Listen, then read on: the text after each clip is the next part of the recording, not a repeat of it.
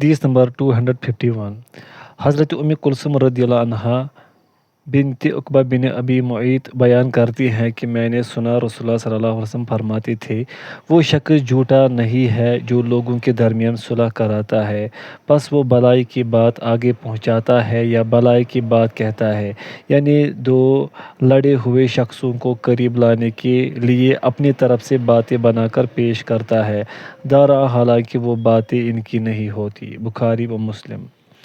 اور مسلم کی ایک روایت میں یہ اضافہ ہے، حضرت کلثوم رضی اللہ عنہا نے کہا، میں نے رسول اللہ صلی اللہ علیہ وسلم کو ان باتوں میں سے جو لوگ کہتے ہیں کسی بات کی اجازت دیتے ہوئے نہیں سنا، سوائے تین باتوں کے: لڑائی کے بارے میں، لوگوں کے درمیان صلح کرانے میں، اور مرد کی اپنی بیوی سے اور عورت کی اپنے خاوند سے گفتگو میں۔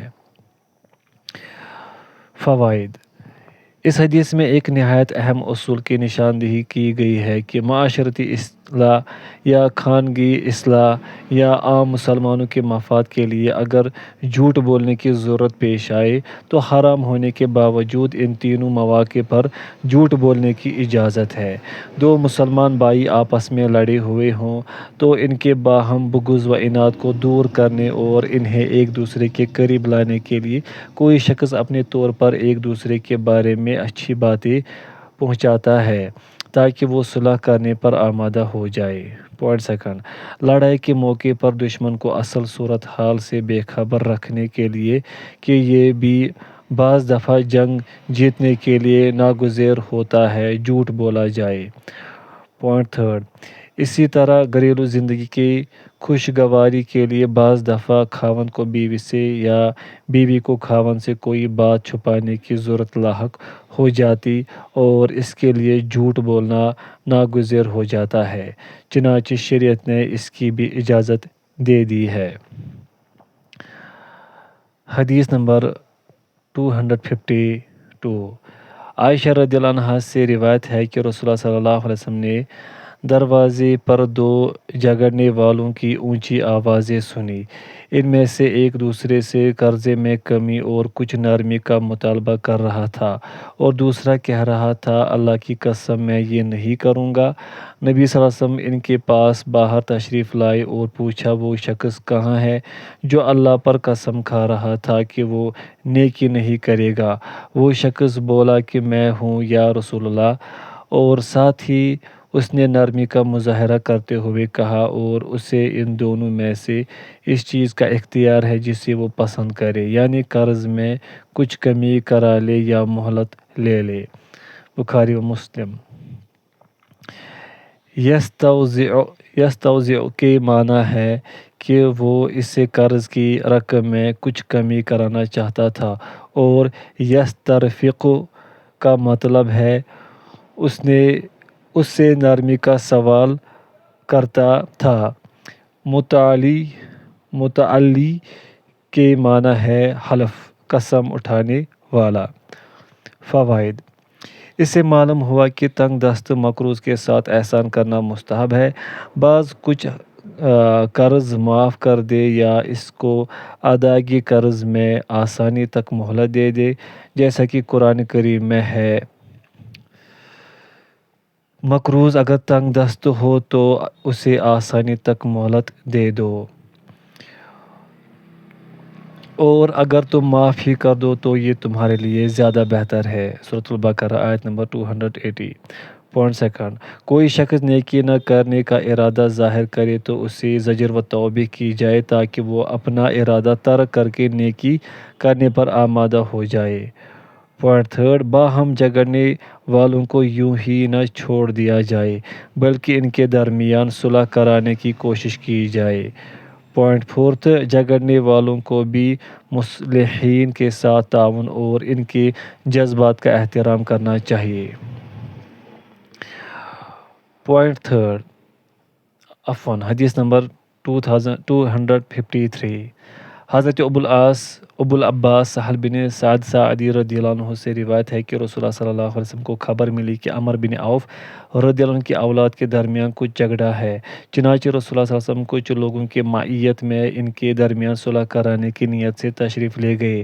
وہاں آپ کو کچھ رکنا پڑا اور نماز کا وقت ہو گیا، پس بلال رضی اللہ عنہ حضرت ابوبکر رضی اللہ عنہ کے پاس آئے اور ان سے کہا، اے ابوبکر رضی اللہ عنہ، نبی صلی اللہ علیہ وسلم تو وہاں رک گئے ہیں اور نماز کا وقت ہو گیا ہے، کیا آپ لوگوں کی امامت کرائیں گے؟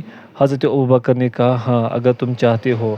بلال رضی اللہ عنہ نے نماز کی تکبیر کہی اور ابوبکر رضی اللہ عنہ آگے ہوئے اور اللہ اکبر کہہ کر نماز کی نیت باندھی، اور لوگوں نے بھی اللہ اکبر کہا۔ اتنے میں رسول اللہ صلی اللہ علیہ وسلم صفوں میں چلتے ہوئے تشریف لے آئے، حتیٰ کہ ایک صف میں کھڑے ہو گئے۔ لوگوں نے ابوبکر رضی اللہ عنہ کو مطلع کرنے کے لیے تالیاں بجانی شروع کر دی، اور ابوبکر رضی اللہ عنہ نماز میں کسی طرح متوجہ نہیں ہوتے تھے۔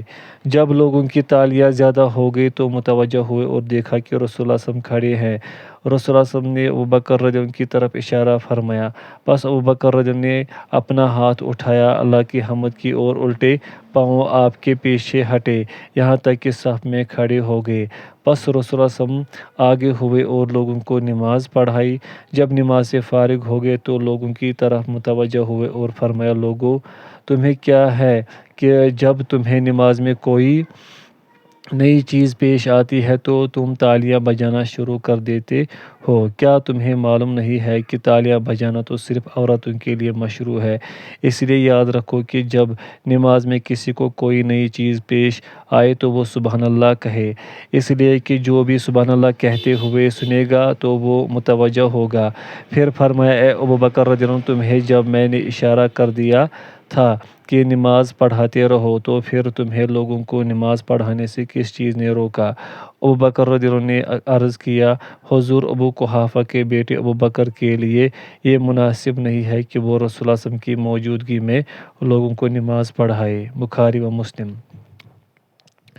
حبس کے معنی ہے کہ لوگوں نے آپ صلی اللہ علیہ وسلم کو آپ کی مہمان نوازی کے لیے روک لیا۔ فوائد: بنو عمرو بن عوف اوس کا ایک بڑا قبیلہ تھا جس میں کئی خاندان تھے۔ یہ قبا میں رہائش پذیر تھے۔ ان کے درمیان کسی بات پر جھگڑا ہو گیا اور انہوں نے ایک دوسرے پر خشت باری اور سنگ زنی کی۔ اطلاع ملنے پر رسول اللہ صلی اللہ علیہ وسلم وہاں تشریف لے گئے، جس سے معلوم ہوا کہ مسلمانوں کے درمیان صلح کرانا بہت ضروری ہے تاکہ جھگڑا شدت اختیار نہ کرے۔ ابتدا میں ہی صلح کا اہتمام نہ کیا جائے تو جھگڑا شدت و وسعت اختیار کر جاتا ہے اور پھر صلح کا کام بہت مشکل ہو جاتا ہے۔ پوائنٹ سیکنڈ، یکے بعد دیگرے ایک ہی نماز دو اماموں کے پیچھے پڑھی جا سکتی ہے۔ پوائنٹ تھرڈ، نماز کی حالت میں امام کو متنبہ کرنے کے لیے سبحان اللہ کہنا چاہیے، البتہ عورتیں صرف تالیاں بجائیں۔ پوائنٹ تھرڈ، بوقت ضرورت نماز میں التفات، تھوڑا سا مڑ کر یا کن آنکھوں سے دیکھنا جائز ہے۔ اسی طرح آگے پیچھے کرنا بھی جائز ہے۔ یہ وہ عمل کثیر نہیں ہے جس سے نماز باطل ہو جائے۔ باب نمبر 32، کمزور، فقیر اور گمنام مسلمانوں کی فضیلت کا بیان۔ اللہ تعالیٰ نے فرمایا، اور روکے رکھ اپنے نفس کو ان لوگوں کے ساتھ جو پکارتے ہیں اپنے رب کو صبح اور شام، طالب ہیں اس کی رضا کی، اور نہ دوڑے تیری آنکھیں ان کو چھوڑ کر۔ حدیث نمبر 254، حضرت حارثہ بن وہب رضی اللہ عنہ سے روایت ہے کہ میں نے رسول اللہ صلی اللہ علیہ وسلم کو فرماتے ہوئے سنا، کیا میں تمہیں جنتیوں کی خبر نہ دوں؟ پھر آپ نے خود ہی جواب دیا، ہر کمزور جو کمزور سمجھا جاتا ہے اگر وہ اللہ پر قسم کھا لے تو اللہ اسے پوری کر دیتا ہے۔ کیا میں تمہیں جہنمیوں کی خبر نہ دوں؟ پھر جواب دیا، ہر تند خو، سرکش، بخیل یا اترا کر چلنے والا اور متکبر شخص۔ العتل الغلیظ، بخاری و مسلم۔ العتل تند خو، سرکش، جواز جیم پر زبر واو مشدد اور نقطے والے ذا کے ساتھ، جمع کر کے رکھنے والا، بخیل، اور بعض کے نزدیک فربہ بدن، اترا کر چلنے والا، اور بعض کے نزدیک کوتاہ قامت، توند والا۔ فوائد: اس میں ان کمزور، غریب اور گوشہ خمول میں رہنے والے لوگوں کی فضیلت کا بیان ہے، جن کو کوئی امتیازی مقام معاشرے میں حاصل نہیں ہوتا، لیکن ایمان و تقوی کے وہ ایسے مقام بلند پر فائز ہوتے ہیں کہ اگر اللہ کی ذات پر اعتماد کرتے ہوئے قسم کھا لے تو اللہ تعالیٰ ان کی قسم پوری فرما دیتا ہے۔ اس میں تواضع اور گمنامی کی فضیلت اور تکبر، بخل اور شہرت و ناموری کی ہوس کی مذمت ہے۔ حدیث نمبر 255۔ حضرت ابوالعباس سہل بن سعد ساعدی رضی اللہ عنہ سے روایت ہے کہ ایک آدمی نبی صلی اللہ علیہ وسلم کے پاس سے گزرا تو آپ صلی اللہ علیہ وسلم نے اپنے پاس بیٹھے ہوئے آدمی سے فرمایا، تیری اس شخص کے بارے میں کیا رائے ہے؟ اس نے کہا، معزز لوگوں میں سے ہے، اللہ کی قسم یہ اس قابل ہے کہ اگر کہیں پیغام نکاح دے تو اس کا نکاح کر دیا جائے، اور اگر کسی کی سفارش کرے تو سفارش قبول کی جائے۔ رسول اللہ صلی اللہ علیہ وسلم یہ جواب سن کر خاموش رہے۔ پھر ایک اور آدمی وہاں سے گزرا۔ رسول اللہ صلی اللہ علیہ وسلم نے اس سے پھر پوچھا، اس کے بارے میں تیری کیا رائے ہے؟ اس نے کہا، یا رسول اللہ، اس شخص کا تعلق فقراء مسلمین سے ہے، یہ اس لائق ہے کہ اگر نکاح کا پیغام دے تو اس سے نکاح نہ کیا جائے، اور اگر سفارش کرے تو سفارش قبول نہ کی جائے، اور اگر کوئی بات کہے تو اس کی بات سنی نہ جائے۔ بس رسول اللہ صلی اللہ علیہ وسلم نے فرمایا، یہ فقیر پہلے شخص جیسے دنیا بھر کے آدمیوں سے بہتر ہے۔ بخاری و مسلم۔ حریٌ ہا پر زبر، را پر زیر اور یا پر تشدید لائق ہے، اور شفع فا کے زبر کے ساتھ ہے۔ تخریج: امام مسلم نے اس حدیث کی تخریج نہیں کی ہے، اس لیے یہ افراد بخاری میں سے ہے، جیسا کہ بہت سے ائمہ نے وضاحت کی ہے۔ فوائد: اس میں ان فقراء مسلمین کی فضیلت و عظمت کا بیان ہے جنہیں معاشرے میں ان کی غربت کی وجہ سے نہ کوئی جانتا ہے، نہ ان کا احترام ہی کیا جاتا ہے، لیکن اللہ کے ہاں ان میں کا ایک ایک شخص دنیا بھر کے انسانوں سے بہتر ہے جو ایمان و تقوی سے محروم ہو۔ اس سے یہ بھی معلوم ہوا کہ اللہ کے ہاں اصل اہمیت ایمان و تقوی کی ہے، نہ کہ نسب اور ظاہری شان و شوکت کی۔ سیکنڈ، نکاح کے لیے نیک مردوں اور نیک عورتوں کا انتخاب کیا جائے، چاہے وہ غریب ہی ہوں، کیونکہ دینی اعتبار سے وہ دوسرے مسلمان کا کفو ہم پلہ ہے، یعنی دینی کفاءت، قرب، تناسب اور برابری دیکھی جائے، محض دنیاوی کفاءت ہی کا خیال نہ رکھا جائے۔ حدیث نمبر 256۔ حضرت ابو سعید خدری رضی اللہ عنہ سے روایت ہے، نبی صلی اللہ علیہ وسلم نے فرمایا، جنت اور دوزخ میں جھگڑا ہوا۔ جہنم نے کہا، میرے اندر سرکش اور متکبر انسان ہوں گے، اور جنت نے کہا، میرے اندر کمزور اور مسکین لوگ ہوں گے۔ پس اللہ نے ان کے درمیان فیصلہ فرمایا۔ جنت سے کہا، تو جنت میری رحمت ہے، تیرے ذریعے سے میں جس پر چاہوں گا رحم کروں گا، اور تو دوزخ سے کہا، تو جہنم میرا عذاب ہے، میں تیرے ذریعے سے جس کو چاہوں گا عذاب دوں گا، تم دونوں کا بھرنا میری ذمہ داری ہے۔ مسلم۔ فوائد: حدیث میں ضعفاء و مساکین سے مراد وہ اہل ایمان و تقوی ہیں جو صبر و قناعت سے زندگی گزار دیتے ہیں، لیکن دنیا کمانے کے لیے مکر و فریب سے کام نہیں لیتے۔ حدیث میں ان کے لیے بشارت ہے، ان کے برعکس اللہ کے احکام سے سرتابی کرنے والے جبابرہ و متکبرین کے لیے جہنم کی وعید ہے۔ اب یہ انسان کی اپنی پسند ہے کہ وہ ان قسموں میں سے جس قسم میں چاہے اپنا شمار کروا لے۔ جنت اور دوزخ کا یہ مکالمہ کوئی ناممکن بات نہیں ہے۔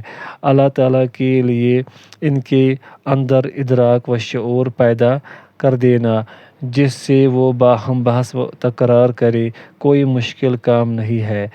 اس لیے اس قسم کی احادیث کی تاویل کی چندہ ضرورت نہیں ہے، انہیں اپنے ظاہر پر ہی محمول کیا جائے۔ یہ روایت مسند احمد میں تفصیل کے ساتھ آئی ہے، اور صحیح بخاری کتاب التفسیر میں ابو سعید خدری رضی اللہ عنہ کی روایت سے زیادہ مفصل حضرت ابو ہریرہ رضی اللہ عنہ سے مروی ہے۔ حدیث نمبر 257۔ حضرت ابو ہریرہ رضی اللہ عنہ سے روایت ہے، رسول اللہ صلی اللہ علیہ وسلم نے فرمایا، یقیناً قیامت والے دن موٹا تازہ بڑا آدمی آئے گا، اللہ کے ہاں مچھر کے پر کے برابر بھی اس کا وزن نہ ہوگا۔ بخاری و مسلم۔ فوائد: اس سے معلوم ہوا کہ اللہ کے ہاں شان و شوکت کے ان مظاہر کی کوئی اہمیت نہیں ہوگی جن کو اہل دنیا اہمیت دیتے ہیں۔ وہاں تو انسان کا ایمان، اخلاص اور تقویٰ دیکھا جائے گا اور اسی بنیاد پر اس کی قدر و قیمت ہوگی۔ اس لیے انسان کی اصل توجہ اپنے دل کی اصلاح کی طرف ہونی چاہیے، نہ کہ صرف پرورش جسم کی طرف۔ حدیث نمبر 258۔ انہی حضرت ابو ہریرہ رضی اللہ عنہ سے روایت ہے کہ ایک سیاہ فام عورت یا کوئی نوجوان مسجد کی جھاڑو دیا کرتا تھا۔ راوی کو شک ہے کہ وہ عورت تھی یا نوجوان۔ رسول اللہ صلی اللہ علیہ وسلم نے اسے گم پایا تو اس کی بابت پوچھا۔ لوگوں نے بتلایا کہ وہ تو فوت ہو گیا ہے۔ آپ نے فرمایا، تو تم نے مجھے اس کی اطلاع کیوں نہ دی؟ گویا لوگوں نے اس کی وفات کے معاملے کو حقیر گردانا۔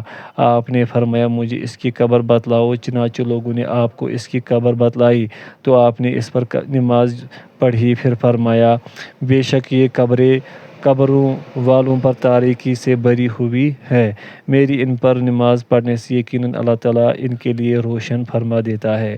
بخاری و مسلم۔ تقم تا پر زبر اور قاف پر پیش جھاڑو دیتی تھی۔ قمامہ کوڑا کرکٹ۔ آذنتمونی حمزہ پر مد، معنی ہے تم نے مجھے اطلاع دی۔ فوائد: بعض دوسری روایت کی بنیاد پر علماء نے اسی بات کو راجح قرار دیا ہے کہ جھاڑو دینے والی ایک عورت تھی۔ اس میں ایک تو مسجد کی صفائی کی فضیلت کا اور دوسری نبی صلی اللہ علیہ وسلم کی کمال خلق و تواضع کا بیان ہے۔ اس سے یہ بھی معلوم ہوا کہ اہل خیر و صلاح کی جنازوں میں شرکت کرنی چاہیے اور شرکت سے محرومی کی صورت میں اس کی قبر کے پاس کھڑے ہو کر بھی نماز جنازہ پڑھی جا سکتی ہے۔ حدیث نمبر 259۔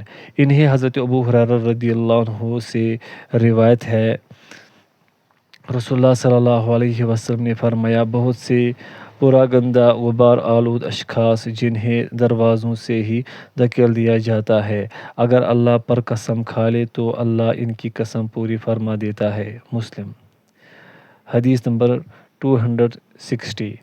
حضرت اسامہ رضی اللہ عنہ سے روایت ہے کہ نبی صلی اللہ علیہ وسلم نے فرمایا، میں جنت کے دروازے پر کھڑا ہوا تو میں نے دیکھا کہ اس میں داخل ہونے والے اکثر مسلمین لوگ ہیں اور دولت مند روکے ہوئے ہیں، البتہ دوزخ والوں کو دوزخ میں لے جانے کا حکم دے دیا گیا ہے، اور میں جہنم کے دروازے پر کھڑا ہوا تو دیکھا ان میں داخل ہونے والی اکثر عورتیں ہیں۔ بخاری و مسلم۔ جد جیم پر زبر، خوش بختی اور تونگری، محبوسون کے معنی ہے کہ ابھی تک انہیں دخول جنت کی اجازت نہیں دی گئی۔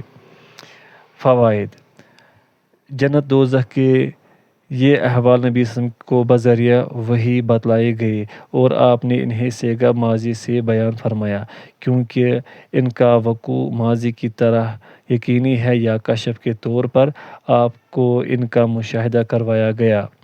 عورتوں کے زیادہ جہنم میں جانے کی ایک بڑی وجہ دوسری احادیث میں نبی صلی اللہ علیہ وسلم نے یہ بیان فرمائی ہے کہ وہ خاوند کی ناشکری زیادہ کرتی ہیں، جس سے پتہ چلا کہ خاوندوں کو آزار پہنچانا بڑے جرائم میں سے ہے۔